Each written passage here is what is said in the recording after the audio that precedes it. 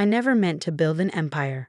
It started as a way to cope with loneliness when my husband Michael's 80-hour work weeks as a corporate lawyer left me alone in our two-big house in Boston's affluent Beacon Hill neighborhood. What began with handmade jewelry sold on Etsy transformed into something none of them saw coming, especially not my mother-in-law, Patricia Wellington, who never missed an opportunity to remind me that I was beneath her precious son. "Another craft fair, dear?" she would say at our monthly family dinners, her voice dripping with condescension. How quaint. If only she knew that my little craft business had just shipped its millionth order last week.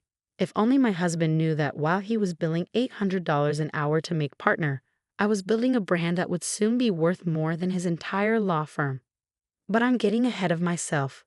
Let me start from the beginning. My name is Emily Chen Wellington, and 5 years ago, I was just a graphic designer who fell in love with a lawyer from an old-money Boston family. The Wellingtons traced their lineage back to the Mayflower and never let anyone forget it. When Michael proposed, his mother took me aside and said, "At least you're Chinese. That's almost acceptable these days. Your children will be good at math." I should have run then. Instead, I smiled and endured like I had been taught. Like my immigrant parents had done when they first came to America. Keep your head down, work hard, and success will follow. The idea for Lux Craft started during those lonely nights. I combined my graphic design skills with traditional Chinese craft techniques my grandmother had taught me, creating modern jewelry with an Asian fusion twist. My first piece, a delicate jade pendant wrapped in silver wire with a contemporary geometric design, sold within hours of listing it on Etsy. "That's nice, honey," Michael said when I told him, barely looking up from his case files. "But maybe focus on redecorating the house. The partners are coming for dinner next month." I did focus on the house by converting our 3-car garage into a studio. While Michael climbed the corporate ladder and Patricia planned charity galas, I was building something revolutionary. My designs caught the attention of fashion bloggers, then magazines, then celebrities. Orders poured in faster than I could fulfill them. I hired other immigrant women from my mother's church to help with production. Many of them, like Mrs. Zhang and Mrs. Kim, had been engineers and artists in their home countries, but couldn't find work in America. Together, we created a production system that maintained handcrafted quality while scaling up operations. I took online business courses at night, learning about supply chains, marketing, and e-commerce. My little Etsy shop evolved into luxcraft.com. We expanded from jewelry to handbags, then to home decor. Each piece told a story, blending Eastern craftsmanship with Western design. Our waiting lists grew longer. Venture capitalists started calling. But at home, nothing changed. Michael was too busy to notice that I'd stopped using his credit cards. Patricia still introduced me at parties as Michael's wife who does crafts. My father-in-law, Judge Wellington, still called me the artist in that tone that made it sound like a mental condition. Then came the dinner that changed everything. Patricia had organized a special family gathering at her Beacon Hill mansion. All the Wellingtons would be there, including Michael's siblings with their properly employed spouses, doctors, lawyers, and investment bankers all. I arrived late because we had just closed a deal to supply our products to a major luxury department store chain. Michael was already there, deep in conversation with his brother about their latest cases. "Emily, darling, we were just talking about you," Patricia called out as I entered the formal dining room. 20 pairs of Wellington eyes turned to me. I knew that tone. It was the same one she used when discussing the help. "Patricia was telling us about your little online shop," Michael's sister-in-law Amanda said, adjusting her Hermes scarf. "How enterprising of you." I took my seat, noticing the subtle way Patricia had arranged the table, placing me at the far end, away from the important conversations. The catering staff served the first course. Imported caviar on mother-of-pearl spoons. My phone buzzed in my purse, but I ignored it. Another message from the Amazon acquisition team could wait. "You know," Patricia announced, tapping her crystal glass for attention, "I've been thinking about what's best for the Wellington name. Michael's making partner this year, finally entering the family tradition of real achievement." Michael beamed. I took a sip of wine. "Which is why," she continued, fixing me with her society smile, "we need to discuss Emily's hobby." The word hung in the air like a poisoned arrow. I felt my cheeks flush as Patricia launched into her carefully prepared speech. A Wellington spouse has certain obligations, certain standards to uphold. We're not ordinary people who need to sell trinkets online. Michael, darling, don't you think it's time Emily focused on more appropriate activities? The hospital board has an opening. My phone buzzed again. And again, and again. Mother's right, Michael said, loosening his Hermes tie. I make more than enough for both of us. This crafts thing. It's a bit embarrassing at this level of society. The buzzing wouldn't stop. As the Wellingtons nodded in collective agreement about my social failings, I finally pulled out my phone. 10 missed calls from my lawyer, 5 from my investment banker, and 1 message that would wipe those condescending smiles off every Wellington face. URGENT, Amazon final offer, $80 million cash plus stock. Need answer tonight. I looked up from my phone to see Patricia frowning at my breach of dinner etiquette. If only she knew what was coming. As Patricia continued her lecture about appropriate activities for a Wellington spouse, I felt a strange calm settle over me. 5 years of condescension, of being treated like a charity case who got lucky enough to marry into their precious family, it was about to end. Emily, are you even listening? Patricia's sharp voice cut through my thoughts. This is important. The Wellington name. We'll be just fine, I interrupted, standing up. Every head at the table turned. I had never interrupted Patricia before. In fact, I'd say it's about to become much more valuable. Michael frowned. Emily, don't be dramatic. Mother's only trying to help. Actually, I said, my voice steady. I have an announcement of my own. I turned to face Patricia directly. You're right. It's time to discuss my little hobby. I pulled up the email on my phone and began reading. Dear Mrs. Chen Wellington, following our final evaluation, Amazon is pleased to present our best and final offer for the acquisition of Lux Craft Incorporated. $80 million in cash, plus $20 million in Amazon stock options, with a 3-year earnout potential of an additional $50 million. The silence that followed was deafening. Michael's fork clattered onto his $400 dinner plate. That's impossible, Patricia whispered, her face pale. Your little online craft shop generated $42 million in revenue last year. I continued, warming to my task. We have partnerships with Nordstrom, Bloomingdale's, and Neiman Marcus. Our waiting list for custom pieces is 6 months long. Oh, and that charitable donation you were bragging about earlier, Patricia? The one where you gave $50,000 to the Asian American Arts Foundation. That was actually from me. I'm the largest anonymous donor. Judge Wellington's bushy eyebrows shot up. You're saying your craft business is worth $100 million? No, I smiled, checking my phone again. According to this new message, Google just countered Amazon's offer. Now it's worth $120 million. Michael stood up so quickly his chair fell backward. But I'm the breadwinner. I make 7 figures. And I make that in a month, I replied calmly. Those nights you thought I was playing with beads, I was building an empire. While you were billing hours, I created jobs for over 200 women, mostly immigrants who couldn't get proper jobs despite having advanced degrees. Amanda's Hermes scarf suddenly looked a bit tight around her neck. But you never said anything. Would you have believed me? I asked, looking around the table. Would any of you have taken me seriously? You were all so convinced that making partner at a law firm was the height of achievement. Patricia had recovered enough to attempt damage control. Well, this is wonderful news. I always said Emily had potential. No, I cut her off again. You always said I was embarrassing, that I was beneath your son, that my little hobby was a shame to the Wellington name. I turned to my husband. And you, Michael? When was the last time you asked me about my work? When was the last time you came to see what I was building in that garage you complained about me wasting? The room spun with tension as years of unspoken resentment finally found voice. But I wasn't finished. I pulled out one more piece of paper from my purse. Something I'd been carrying for weeks, waiting for the right moment.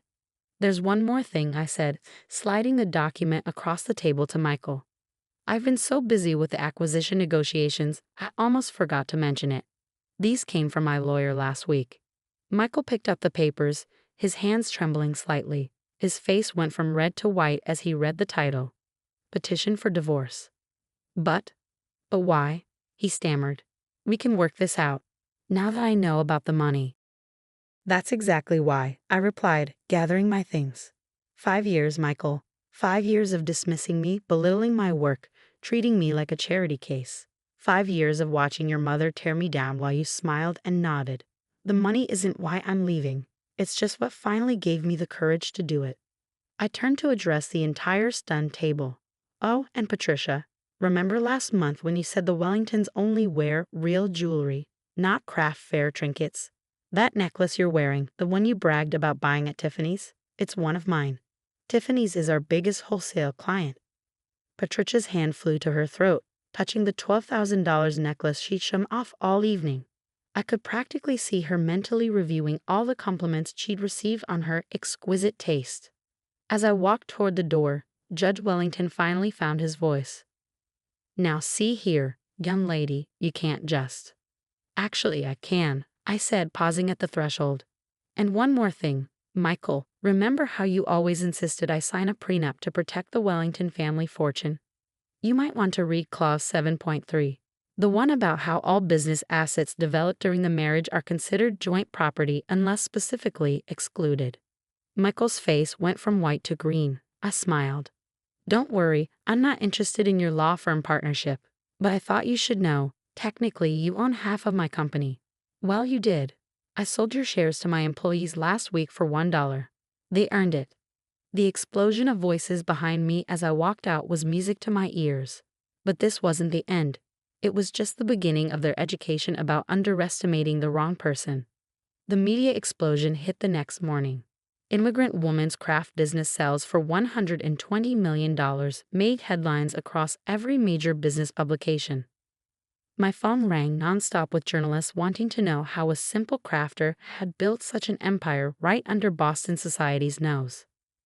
But the real drama was unfolding in the Wellington family group chat, which I hadn't yet been removed from. Patricia, she's ruined us. Everyone at the club is talking. Amanda, my friends are asking if I can introduce them to Emily for business advice. Michael, mother, please calm down. My colleagues are congratulating me on my entrepreneurial wife. Judge Wellington, some yuani explain how we Mercedes. I smiled, switching off my phone as I walked into Luxcraft's headquarters, a renovated textile mill in Cambridge that employed over 200 people, mostly immigrant women like my mother. Mrs. Zhang, my first hire and now chief operating officer, met me at the door. The acquisition team from Google is here, she said with a knowing smile, and you won't believe who else is in the lobby. I rounded the corner to find Patricia Wellington pacing nervously, clutching her Luxcraft necklace. She froze when she saw me. Emily dear, she began, her society smile strained. I've been doing some thinking about last night.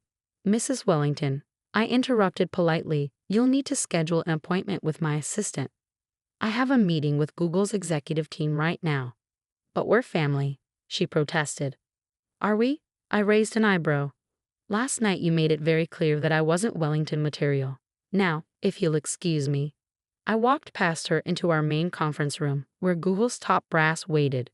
Through the glass walls, I watched Patricia's face as she realized that the craft hobby she dismissed was being courted by tech giants.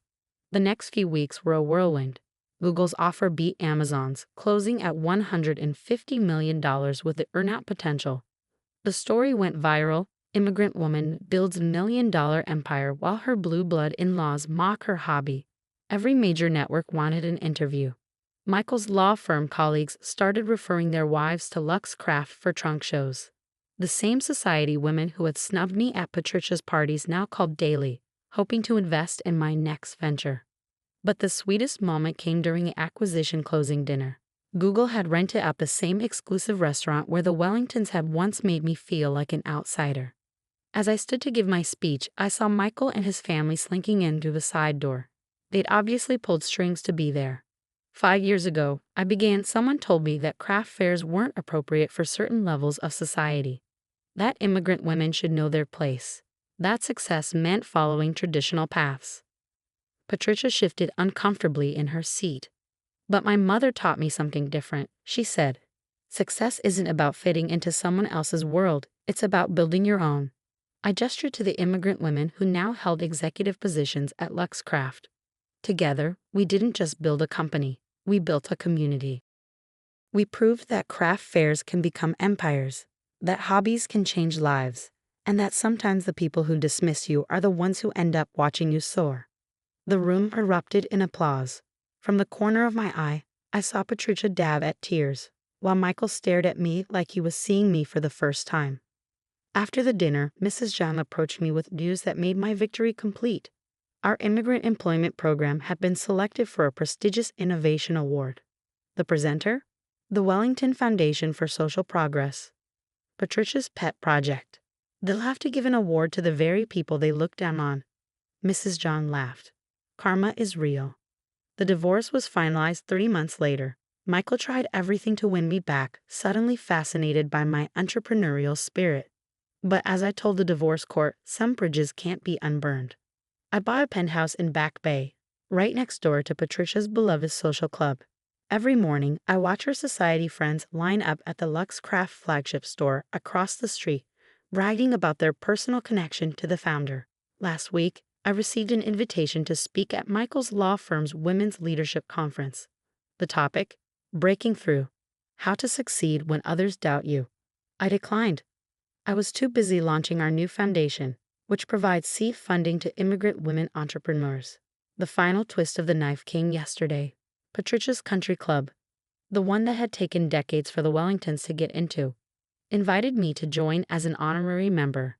I accepted, with one condition, that they also offer membership to Mrs. Zhang and our other immigrant executives. But that's not how things are done. The membership committee sputtered. Then perhaps it's time things changed, I replied. They agreed. This morning I had coffee at the club, sitting at the best table, the one Patricia had always claimed as her territory. As I sipped my latte, I opened an email from a young immigrant woman who'd read about my story. You showed me that our dreams don't have to fit into someone else's box, that we can build our own tables when they won't give us a seat at theirs. Thank you for proving them wrong. I looked around the club, at the society women who now competed for my attention, at the old money that now eagerly sought new ideas. Patricia was there too, sitting in a corner, watching as her former social circle gravitated toward my table. She caught my eye and gave a small, defeated nod. Finally, she understood. The very things they had mocked, my heritage, my creativity, my little hobby, had become their obsession. I nodded back, then returned to my coffee. Success, after all, is the best revenge. But changing the game? That's priceless. My phone buzzed. Another interview request, this time from Forbes. They wanted to feature me in their Self-Made Women issue. The suggested title made me smile. The Craft Queen of Boston. How an Immigrant's Hobby Disrupted High Society and Built a $150 million empire. Sometimes I thought the best revenge isn't about getting even. It's about rising so high that they have to look up to see you. And sometimes the people who dismiss your dreams end up having to watch them come true, from a distance, through the windows of the empire they never believed you could build.